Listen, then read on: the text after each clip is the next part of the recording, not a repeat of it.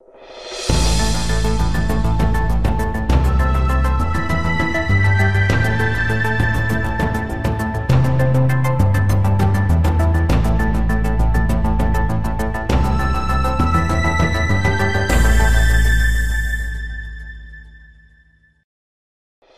Côte d'Ivoire, le groupe CESTIA tient en conférence de presse sur les enjeux de la didactique dans l'enseignement supérieur.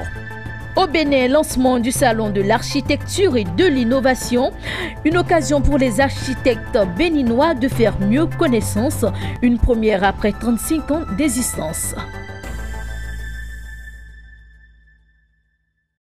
Bonsoir à tous, mesdames, messieurs, bienvenue si vous venez de nous prendre en marche sur Business 24 Africa. Vous suivez le journal. En Côte d'Ivoire, le groupe CESTIA entend des centres d'enseignement supérieur des technologies internationales d'Abidjan veut conforter son image d'enseignement supérieur et veut mettre la pédagogie au centre de ses actions.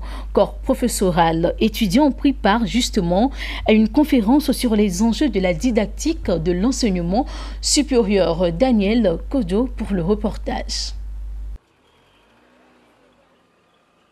La didactique des disciplines, intérêts et perspectives pour l'Afrique francophone du Sud du Sahara, voici le thème qui aura rassemblé étudiants, parents d'élèves, professeurs et membres de l'administration du groupe CESTIA 2EP.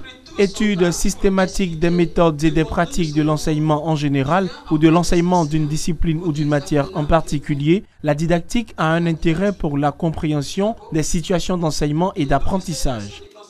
Quelle que soit la discipline, il y a une didactique appropriée. Et le rôle, c'est de réfléchir sur tout ce qui est obstacle, tout ce qui est erreur, pour que, à travers la réflexion théorie et pratique, pour qu'on puisse relever le niveau des étudiants et également pour une gestion plus efficiente de l'enseignement-apprentissage des contenus universitaires au niveau du groupe CESTIA. La formation en sciences de l'éducation qu'offre le groupe CESTIA vise à promouvoir de nouveaux modes d'acquisition des savoir-faire et savoir-être indispensables aux différents métiers de l'éducation et de faciliter l'accès à la formation professionnelle dans tous les corps de métier. Pour renforcer cette formation et soucieux de développer une réflexion collective sur la pratique éducative, le groupe CESTIA 2EP a signé officiellement un partenariat avec l'université Norbert Zongo de Koudougou du Burkina Faso. Nous avons appris beaucoup sur le groupe CESTIA et aussi nous avons livré des messages par rapport à notre université. Alors ça va se traduire bien sûr par la mobilité d'enseignants, par la mobilité des étudiants. Des étudiants pourront quitter le groupe CESTIA, venir pour des stages au niveau de l'université Norbert Zongo. Également, des enseignants pourront suivre des formations diplômantes, pourquoi pas des formations doctorales, pour avoir des diplômes et également revenir ici au pays. Ce partenariat vient aider les apprenants à comprendre le processus d'éducation afin de l'améliorer, aider les enseignants et les gestionnaires dans leurs tâches en mettant à leur disposition les résultats des différentes sciences humaines et permettre aux étudiants de se familiariser avec plusieurs disciplines. Pour le président fondateur du groupe CESTIA 2EP, ce partenariat vient à point nommé. Donc on ne finit jamais d'apprendre. C'est pourquoi nous avons demandé alors à apprendre auprès de nos maîtres pour nous enseigner et éviter les erreurs pédagogiques, les erreurs du programme et les erreurs de transmission. Le Centre d'enseignement supérieur des technologies internationales d'Abidjan, École, Entreprise et Placement CESTIA 2EP a pour vocation de servir d'interface entre la formation et l'emploi. C'est donc aller au-delà de la formation initiale qui consiste à donner un savoir aux étudiants et autres apprenants. Les portes de CESTIA 2EP sont grandement ouvertes pour cette rentrée académique 2018-2019. Après la Côte d'Ivoire, rendons-nous au Bénin où pour la première fois, les architectes ont décidé de mieux faire connaissance après 35 ans d'existence. Ils ont organisé à cet effet le Salon de l'architecture et de l'innovation, une occasion pour les professionnels du bâtiment de mieux orienter les populations sur leurs projets de construction. Le reportage d'Étienne Kiki, Elodie Djegede, nos correspondants au Bénin. Le salon de l'architecture et de l'innovation Archi-Innov a été annoncé ce mercredi au siège de l'ONOB. Il s'agit d'un événement qui vise à informer et à donner aux participants les conseils indispensables à la réalisation de leur projet de construction de bâtiments.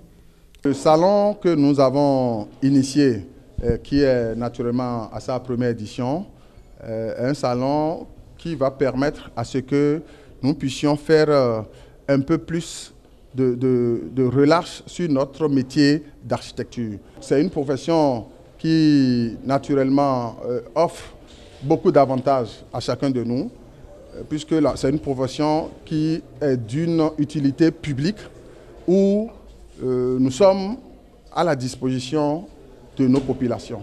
Donc, ce salon va permettre à ce que tous les visiteurs qui passeront sur ce salon puissent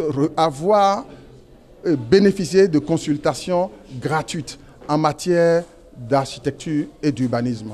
Archi-Innov, un salon qui doit accueillir près de 500 exposants et 2000 visiteurs de différentes nationalités, va également réunir les secteurs intervenants dans le panorama de l'architecture et du bâtiment. Entre autres activités, ce salon comportera des conférences débats animés par les architectes et l'atelier des griots.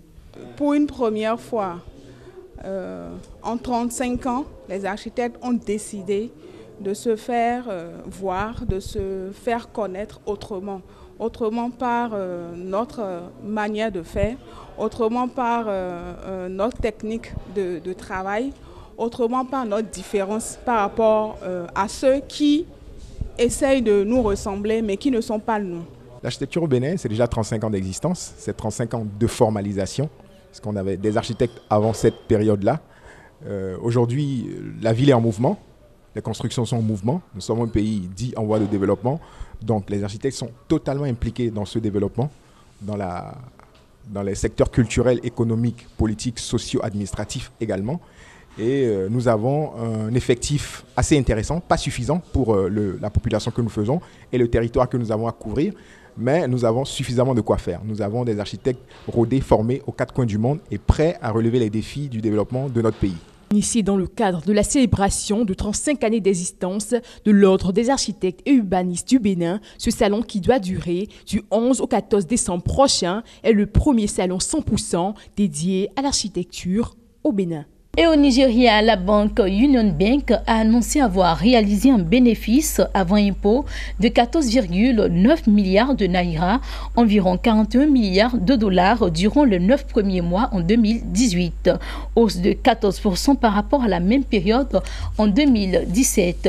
Et puis en Égypte, Orascom Investment Holding, un conglomérat détenu par le milliardaire égyptien Naguib, a annoncé son intention d'acquérir 30% du capital du groupe local et services financiers Sarwa Capital en novembre prochain.